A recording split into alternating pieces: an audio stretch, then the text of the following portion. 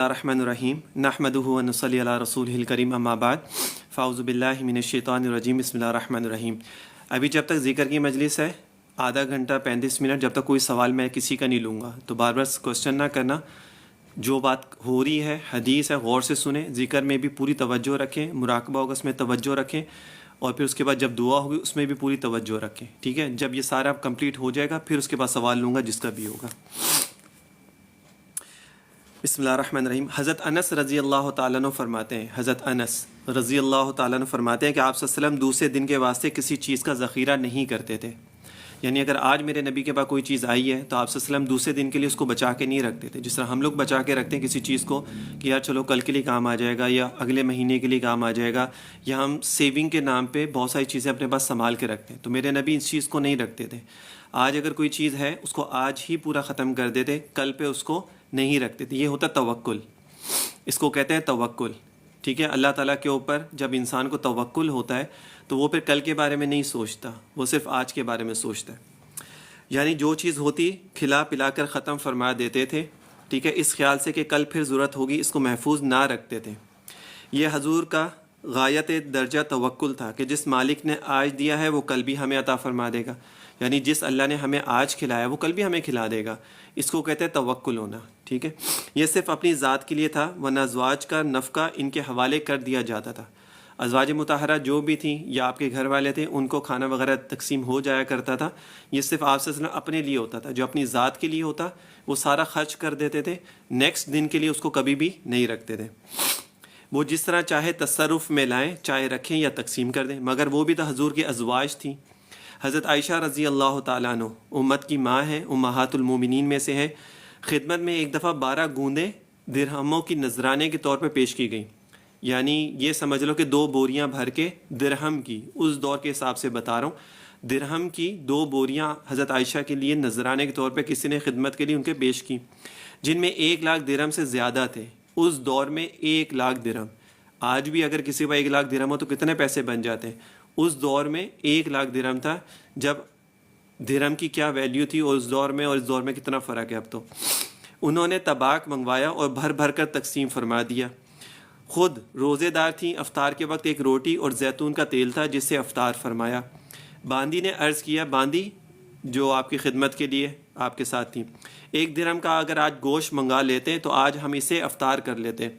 इरशाद फरमाया कि अब ताम देने से क्या हो सकता है, यानी अब कहने से क्या फ़ायदा, पहले याद दिलाती तो मैं मंगवा लेती। यानी हज़रत आयशा के पास 1 लाख दिरहम आए, हज़रत आयशा ने वो 1 लाख दिरहम जो है लोगों में तकसीम कर दिया सारा। आप सल्लल्लाहु अलैहि वसल्लम की बीवी थी, जाहिर सी बात है जो आप सल्लल्लाहु अलैहि वसल्लम अमल करते थे वही अज़वाज मुतहरात भी वही अमल करती थी। वो उनसे अलग तो थी नहीं, या ऐसा तो था नहीं कि आप सल्लल्लाहु अलैहि वसल्लम खर्च करें और अज़वाज मुतहरात जो है वो अपने पास जमा करती रहे सेविंग में। ठीक है ना, ऐसा तो था नहीं। उन्होंने भी उनकी तरबियत ली थी और जैसे मेरे नबी करते थे वैसे उनकी बीवियाँ करती थी। हज़रत आयशा ने पूरा 1 लाख दिरहम जो है लोगों में तकसीम कर दिया। उस दिन हज़रत आयशा का रोज़ा भी था। ठीक है, तो एक रोटी और जैतून का थोड़ा सा ऑयल उन्होंने अपने पास रख लिया खाने के लिए। अरब में अभी भी जैतून का तेल जो है ना, जैतून का जो ऑयल है खाने वाला जो होता है, उसको अभी भी अपने खानों के साथ अरब लोग रखते हैं। खाने के साथ थोड़ा सा जैतून का ऑयल अरब लोग अभी भी अपने साथ रखते हैं और वो खाने में उसको इस्तेमाल करते हैं। ठीक है, हज़रत आयशा ने भी ये किया, एक रोटी और जैतून का तेल जो है वो साथ में रख लिया। ठीक है, रखने के बाद फिर उसके बाद हज़रत आयशा की जो बांदी थी, जो खिदमत में आपकी थी, उन्होंने कहा कि जी 1 दिरहम रख लेते, हम उसका गोश्त मंगवा के बना लेते, हम खा लेते। हज़रत आयशा ने फरमाया कि भाई अब कहने से क्या फ़ायदा, पहले कहती तो मैं मंगवा लेती। हजूर ने फरमाया कि मुझको ये बात खुश नहीं आती कि मेरे लिए कोई ओहद का पहाड़ जो है, ओहद का पहाड़, आपसे फरमाते हैं कि मुझे ये बात पसंद नहीं आती या मुझे ये बात अच्छी नहीं लगती कि ओहद के पहाड़ सोना बन जाए और फिर रात को इसमें से 1 दिनार भी मेरे पास रहे, बजुज़ ऐसे दिनार के जिसको किसी वाजिब मुतालबे के लिए थाम लूँ। और ये बात आपके कमाल सखावत और जूदो अता की दलील है। चुनाचे कमाल सखावत के सबब आप मकरूज़ रहते थे, हत्ता कि आपने जिस वक्त वफ़ात पाई तो आपकी ज़रा अहल व अयाल के अखराजात में रहन रखी हुई थी। आप में फरमाते हैं कि अगर मुझे एक ओहद के पहाड़ जितना भी मेरे पास सोना हो, ठीक है ना, तो मैं नहीं चाहता कि उसमें से 1 दिरहम भी मैं अपने पास रात को रखूँ और मैं सोऊँ। मेरा दिल चाहता है वो सारा का सारा जो है मैं खैरात कर दूँ। इसी वजह से मेरे नबी का जब आखिरी वक्त था, जब आप सल्लल्लाहु अलैहि वसल्लम दुनिया से रुखसत हो रहे थे, आप सल्लल्लाहु अलैहि वसल्लम मकरूज़ थे, आप सल्लल्लाहु अलैहि वसल्लम मकरूज़ थे। हालांकि चाहते तो आपके पास बहुत सारा सोना हो सकता था, जमा भी कर सकते, लेकिन मेरे नबी ने नहीं किया। اور یہاں تک کہ جب آپ سے کا وصال ہوا تو آپ کی جو زرہ تھی وہ رہن کے طور پر کسی کے پاس رکھی ہوئی تھی، ٹھیک ہے نا. یہ میرے نبی ہیں، اس کو کہتے ہیں قناعت اور توکل. اس کو کہتے ہیں قناعت اور توکل، کہ آج کے بارے میں صرف سوچنا، کل کی فکر نہ کرنا کہ کل کہاں سے کھائیں گے، کہاں سے کپڑا پہنیں گے، کیا ہوگا کیا نہیں ہوگا. اس کو کہتے ہیں کہ حد درجے جو بالکل آخری سٹیج ہوتی ہے نا توکل کی، وہ میرے نبی کی تھی، جہاں پہ انسان سوچ بھی نہیں سکتا. آج ہمارے پاس اگر کچھ 2 پیسے ہوتے ہیں تو ہم اس کے بعد تھوڑا سا اپنے پاس رکھتے ہیں، تھوڑا سا اپنے پاس بچا کے رکھتے ہیں. آج جیسے خرچ کر لیے، باقی کا بچا کے رکھیں کہ نہیں کل کو آپ صلی اللہ علیہ وسلم کل کو ہمارے کسی کام میں وہ چیز آ جائے گی، ٹھیک ہے نا. تو منع نہیں ہے. اب اس کا مطلب یہ نہیں کہ آپ کے پاس جتنا کچھ آپ سارا اس کو تقسیم کر دیں اور کل کو آپ فاقے میں بیٹھ جائیں. میرے نبی کا توکل وہ تو ایک اعلیٰ درجے پہ تھا نا. لیکن بتانے کا مقصد یہ ہے کہ ہمیشہ کوئی بھی بات ہو، پریشانی ہے، مشکل ہے، کوئی بھی ہے، ہمیشہ اللہ کے اوپر توکل رکھو. کسی اور چیز کے اوپر توکل کبھی مت رکھو، ہمیشہ اللہ کے اوپر توکل رکھو. اللہ ہی دیں گے، اللہ ہی عطا کریں گے. کوئی پریشانی ہے، مشکل ہے، کوئی رکاوٹیں ہیں، بندشیں، کوئی بھی مسئلے مسائل ہیں، اللہ نے ہی اس کو حل کرنا ہے. لیکن trust on Allah, that is important.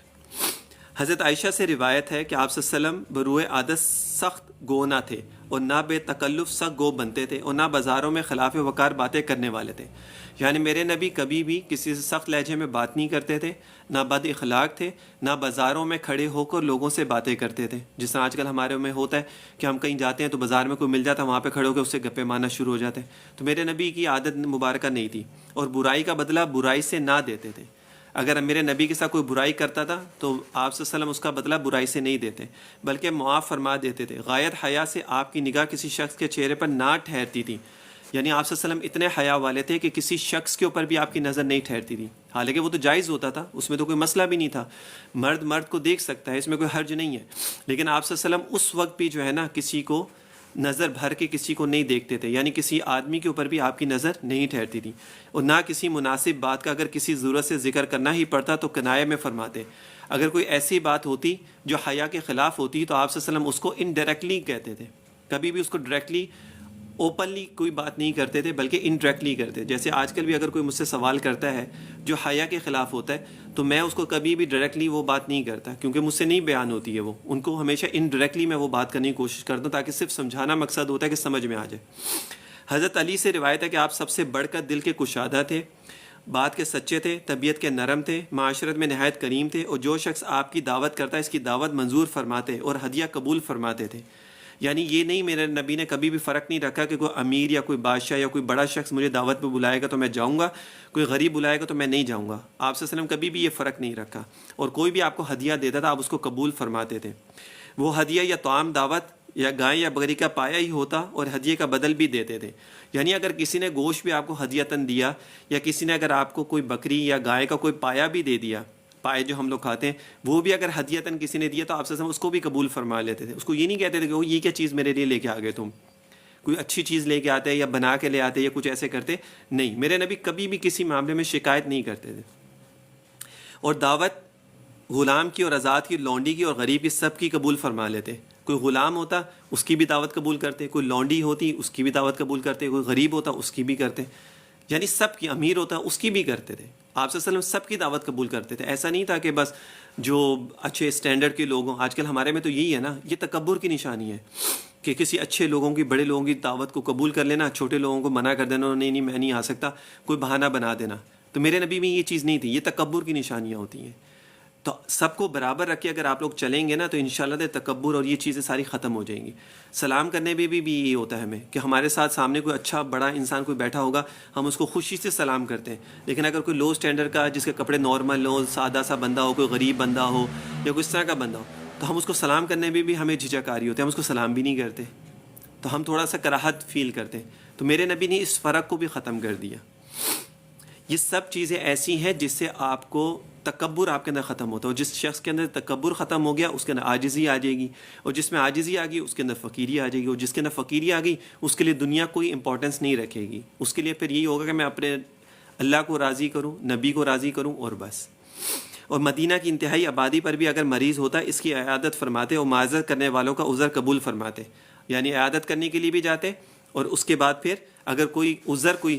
کرتا کسی بات کے لیے تو اس کو قبول فرماتے، اور اپنے اصحاب سے ابتدا مصافحے کی فرماتے، یعنی اگر آپ کا کوئی ساتھی آپ کے سامنے آتا سب سے پہلے خود سلام کرتے تاکہ نیکی کماتے تھے، جو پہلے سلام کرتا ہے اس کو ایک نیکی ملتی ہے، اور کبھی اپنے اصحاب میں پاؤں پھیلائے ہوئے نہیں دیکھے گئے، یعنی ایسا نہیں تھا کہ آپ صلی اللہ علیہ وسلم کے بیٹھے ہوئے ہیں اور اصحاب بھی آپ کے ساتھ بیٹھے ہوئے تو آپ ان کے سامنے بالکل پاؤں کو لمبے کر کے اور چوڑے ہو کے اور جس طرح ہم لوگ بیٹھ جاتے ہیں، تو ویسے بھی نہیں بیٹھتے تھے، ادب سے بیٹھتے تھے، ادب سے، ٹھیک ہے نا، ادب سے بیٹھتے تھے اور حیا والے تھے، ٹھیک ہے نا، ٹانگوں کو پھیلا کے اس طرح بھی نہیں بیٹھا کرتے تھے جس سے اوروں پر جگہ تنگ ہو جائے، اور جو آپ کے پاس آتا ہے اس کی خاطر کرتے تھے، یعنی جب آپ کے پاس، اب یہ ساری چیزیں وہ میں آپ کو بتا رہا ہوں کہ جب آپ کے پاس کوئی مہمان آئے یا آپ کسی کے ساتھ بیٹھے ہیں تو میرے نبی کا طرز عمل کیا ہوتا تھا، میرے نبی جب اصحاب کے ساتھ بیٹھتے ٹانگیں لمبی کر کے نہیں بیٹھتے تھے، کوئی آپ کے پاس آتا آپ اس کی خاطر تواضع کرتے تھے، یعنی اس کو کھلانا پلانا جو بھی میسر ہوتا تھا، تکلف میں نہیں پڑتے تھے کہ بھائی یہ شخص آیا تو اس کے لیے کوئی گوشت بنا کے لاؤ، یہ بنا، جو بھی آپ کے پاس اس وقت ہوتا، کھجور ہوتی اس کو کھجور کھلا دیتے، پانی ہوتا پانی پلا دیتے، دودھ ہوتا دودھ پلا دیتے، کوئی بھی چیز ہوتی، یہ ضروری نہیں ہے انسان یہ سوچے کہ یار نہیں میں تو اس کے لیے کوئی اچھی سی چیز بنا کے اس کے سامنے پیش کروں گا، آج بھی یہی ہے، آپ کے گھر میں کوئی بھی مہمان آتا ہے جو بھی چیز آپ کے پاس میسر ہے آپ اس کے سامنے اس کو پیش کر دو، بات ختم ہوگی۔ اچھا جی، اور جو آپ کے پاس آتا ہے اس کی خاطر کرتے، اور بعض اوقات اپنا کپڑا اس کے بیٹھنے کے لیے بچھا دیتے تھے، ٹھیک ہے، اور گدا تکیہ خود چھوڑ کر اس کو دے دیتے تھے، یہ سارے مہمانوں کا اکرام ہوتا ہے، یعنی اس کو اپنی جگہ دینا، اس کے لیے اچھے طریقے سے بستر لگانا، تکیہ اچھا رکھنا، اس کو ٹیک لگا کے آرام سے اس کو تواضع کرنا اس کی، اور کسی شخص کی بات بیچ میں نہ کاٹتے، اور تبسم فرمانے میں اور خوش مزاجی میں سب سے بڑھ کر تھے، یعنی جب کوئی بات کر رہا ہوتا تھا تو میرے نبی اس کی بات کو کاٹتے نہیں تھے، توجہ سے اس کی بات کو سنتے تھے۔ آج کل ہمارے ساتھ بھی یہ ہوتا ہے، ہمارے سامنے کوئی بات کر رہا ہوتا ہے ہم دھیان نہیں دیتا، ہم کبھی ادھر دیکھ رہے ہوتے کبھی ادھر، یوں یوں یوں یوں کر رہے ہوتے، اگلا انسان بات کر رہا ہوتا ہے اور ہم اس کی طرف توجہ ہی نہیں دے رہے ہوتے، اور میرے نبی اس کی طرف پوری توجہ دیتے تھے، اس کی طرف متوجہ ہوتے تھے، اس کی بات کو سنتے تھے، اگلے انسان کو یہ فیل نہیں ہو کہ یہ شاید میری بات کو اہمیت ہی نہیں دے رہا، جب تک کہ اچھا اللہ اکبر کبیرہ، جب تک کہ حالت نزول وحی یا واعظ یا خطبے کی نہ ہوتی، کیونکہ ان حالتوں میں آپ کو ایک جوش ہوتا تھا جس میں تبسم اور خوش مزاجی ظاہر نہ ہوتی تھی، یعنی اگر وحی وغیرہ کا معاملہ نہ ہوتا، جبرائیل علیہ السلام نہ ہوتے تو آپ تبسم بھی فرماتے تھے، آپ اچھے طریقے ہنس کے بات بھی کرتے تھے، لیکن ہاں اگر وحی کا معاملہ ہوتا، جبرائیل علیہ السلام آ رہے تو پھر آپ کی کیفیت الگ ہوتی تھی، ہر معاملے میں میرے نبی کی الگ کیفیات ہوتی تھی، وحی کیونکہ ایک عام چیز نہیں تھی، ٹھیک ہے نا، تو اس میں آپ صلی اللہ علیہ وسلم سیریس ہوتے تھے، جوش ہوتا تھا ایک، اور آپ کے اوپر جو ایک رکت ایک الگ طاری ہوتی تھی، ٹھیک ہے نا، تبسم کا مطلب ہوتا ہے ہنسنا، میرے نبی ہنستے تھے، اور ہنسنے میں کیا ہوتا ہے یہ آگے کے جو دانت ہیں نا، یہ دو بڑے دانت، یہ دو نیچے کے دانت، یہ میرے نبی کی صرف نظر آتے، میرے نبی کبھی منہ کھول کے ہاں ہاں اس طرح کر کے نہیں ہنستے تھے، اتنا ہنستے بس یوں، بس اس سے زیادہ نہیں ہنستے تھے، اتنی ہی سے ہنسی میرے نبی کی ہوتی تھی بس، یہ جو آج کل ہم لوگ جس طرح ہنستے ہیں نا، کہہ کے مار مار کے ہنستے ہیں اور پورا منہ کھول کے ہنستے ہیں کہ پوری ہماری اندر کے 32 دانت نظر آتے ہیں، یہ میرے نبی کی سنت نہیں ہے، میرے نبی تبسم فرماتے تھے، تبسم میں یہ کہ بس اوپر کے اور نیچے کے دانت آگے کے نظر آتے اور اس کے علاوہ کچھ نظر نہیں، ایک ہلکی سی مسکراہٹ جس کو کہتے ہیں وہ ہوتی تھی، تو یہ چیزیں ہیں میرے نبی کی توکل کے اوپر، قناعت کے اوپر، ٹھیک ہے نا، اور مہمان نوازی میں کوئی مہمان آتا اس کے ساتھ کوئی ہدیہ دیتا، کوئی تحفہ دیتا، اس کے ساتھ بیمار کی تیمارداری کے لیے جاتے، مریض کا حال پوچھنے کے لیے جاتے، چاہے وہ کتنا ہی دور کیوں نہ ہوتا، ٹھیک ہے نا، اس کے لیے بھی جاتے آپ صلی اللہ علیہ وسلم، کوئی آپ کو دعوت میں بلاتا آپ اس کی دعوت میں بھی جاتے، کوئی آپ کو ہدیے کے طور پہ کچھ بھی دیتا تو آپ صلی اللہ علیہ وسلم اس کے لیے سب کچھ وہ چیزیں کرتے تھے، ٹھیک ہے نا، تو یہ ساری چیزیں تھیں میرے نبی کے معاملے میں، زندگی سے ریلیٹڈ، جو میں ہر جمعرات کو پہلے تھوڑی سی آپ لوگوں کو بتاتا ہوں، ان چیزوں کو سیکھا کریں، یہ چیزیں سیکھنے کے لیے ہوتی ہیں، کل کو آپ کے گھر میں بھی کوئی مہمان آئے آپ اس کو اپنی جگہ دیں، اس کے لیے اچھا سا کپڑا بچھائیں، اس کو تکیہ دیں تاکہ وہ ٹیک لگا کے بیٹھ جائے، اس کے لیے جو بھی آرام دہ جو بھی چیز میسر ہے آپ اس کے لیے کریں، جو بھی آپ کے گھر میں چیز ہے کھانا کھلانے کے لیے آپ اس کے لیے کریں، اس میں تکلف میں مت پڑا کریں کہ جی اس کے لیے بہت زیادہ کوئی کرنا چاہے تو کر بھی سکتے ہیں، منع نہیں ہے، لیکن ایکسٹرا آرڈنری کسی سے قرض لینا یا کسی سے کوئی پیسے ادھار مانگ کے اس کی خدمت اور وہ ساری چیزیں کریں، وہ چیزیں مت کریں، ٹھیک ہے نا، یہ میرے نبی کا طرز عمل نہیں تھا یہ، ٹھیک ہے۔ اب ذکر ہوگا، ذکر میں توجہ سے کرنا، آپ لوگوں کو اسکرین دیکھنے کی ضرورت نہیں ہے، آنکھیں بند کریں، جو چیز میں ریپیٹ کر رہا ہوں آپ لوگ میرے ساتھ پڑھتے جائیں، کیونکہ آپ لوگ آنکھیں دے کے اسکرین پہ دیکھتے رہیں گے، سامنے چیزیں چلتی رہیں گی، میسیجز آتے رہیں گے، لوگوں کے ڈفرینٹ چیزیں ہوتی رہیں گی، آپ لوگوں کی توجہ ادھر جائے گی، چپ کر کے موبائل سائڈ پہ رکھ دیں، آنکھیں بند کریں، جو میں پڑھتا جا رہا ہوں میرے ساتھ پڑھتے جائیں، بس بسم اللہ الرحمن الرحیم، اللہم صلی علی سیدنا و مولانا محمد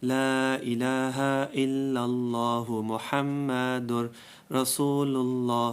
لا الہ الا اللہ محمد رسول اللہ لا الہ الا اللہ محمد رسول اللہ لا الہ الا اللہ محمد رسول اللہ لا الہ الا اللہ محمد رسول اللہ اللہم صلی علی سیدنا ومولانا محمد وعلى آل سيدنا ومولانا محمد وبارك وسلم وصل عليه اللهم صل على سيدنا ومولانا محمد وعلى آل سيدنا ومولانا محمد وبارك وسلم وصل عليه اللهم صل على سيدنا ومولانا محمد وعلى آل سيدنا ومولانا محمد وبارك وسلم وصل عليه اللهم صل على سيدنا ومولانا محمد وعلى آل سيدنا ومولانا محمد وبارك وسلم وصل عليه اللهم صل على سيدنا ومولانا محمد وعلى آل سيدنا ومولانا محمد وبارك وسلم وصل عليه اللهم صل على سيدنا ومولانا محمد وعلى آل سيدنا ومولانا محمد وبارك وسلم وصل عليه اللهم صل على سيدنا ومولانا محمد وعلى آل سيدنا ومولانا محمد وبارك وسلم وصل عليه اللهم صل على سيدنا ومولانا محمد وعلى آل سيدنا ومولانا محمد وبارك وسلم وصل عليه اللهم صل على سيدنا ومولانا محمد وعلى آل سيدنا ومولانا محمد وبارك وسلم وصل عليه اللهم صل على سيدنا ومولانا محمد وعلى آل سيدنا ومولانا محمد وبارك وسلم وصل عليه۔ اب مراقبہ کرنا ہے۔ مراقبے میں میں نے جیسے بتایا آپ کو آنکھیں بند ہوں اور دل آپ کا اللہ اللہ بولے، زبان نہیں ہلنی چاہیے، اور یہ تصور میں رکھیں کہ اللہ تعالیٰ کی رحمت آپ کے اوپر برس رہی ہے اور آپ کے دل کے اندر سما رہی ہے۔ اللہ کی رحمت آپ کے اوپر برس رہی ہے اور دل میں سما رہی ہے، یہ تصور میں رکھیں، اور دل آپ کا اللہ اللہ بولے، زبان نہیں ہلنی چاہیے۔ اگر خیال کوئی اور ادھر ادھر چلا بھی جائے، دوبارہ توجہ دل کے اوپر دیں اور آپ کا دل اللہ اللہ اللہ بولے۔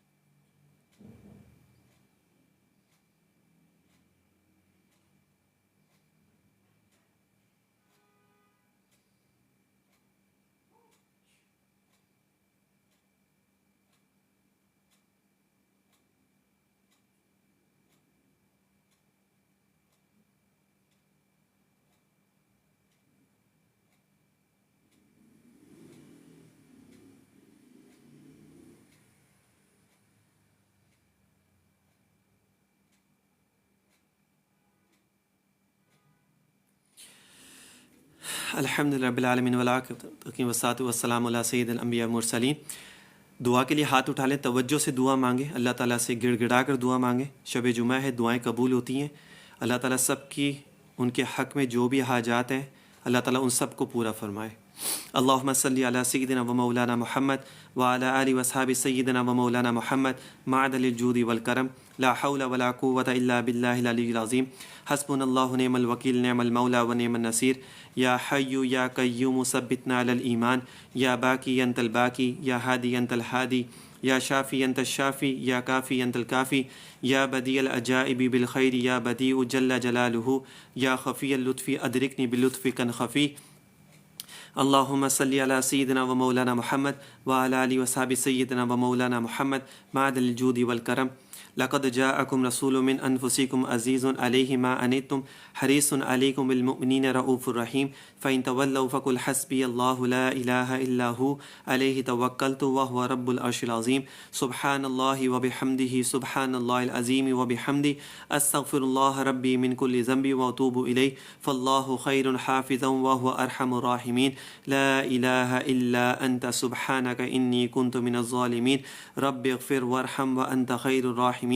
سلام قولا من رب الرحیم وافوض امری الی اللہ ان اللہ بصیر بالعباد اللہم صلی علی سیدنا و مولانا محمد وعلی آلہ و اصحاب سیدنا و مولانا محمد معدن الجود والکرم الم نشرح لك صدرك ووضعنا عنك وزرك الذي انقض ظهرك ورفعنا لك ذكرك فإن مع العسر يسرا إن مع العسر يسرا فإذا فرغت فانصب وإلى ربك فارغب قل هو الله أحد الله الصمد لم يلد ولم يولد ولم يكن له كفوا أحد قل أعوذ برب الفلق من شر ما خلق ومن شر غاسق إذا وقب ومن شر النفاثات في العقد ومن شر حاسد إذا حسد قل أعوذ برب الناس ملك الناس إله الناس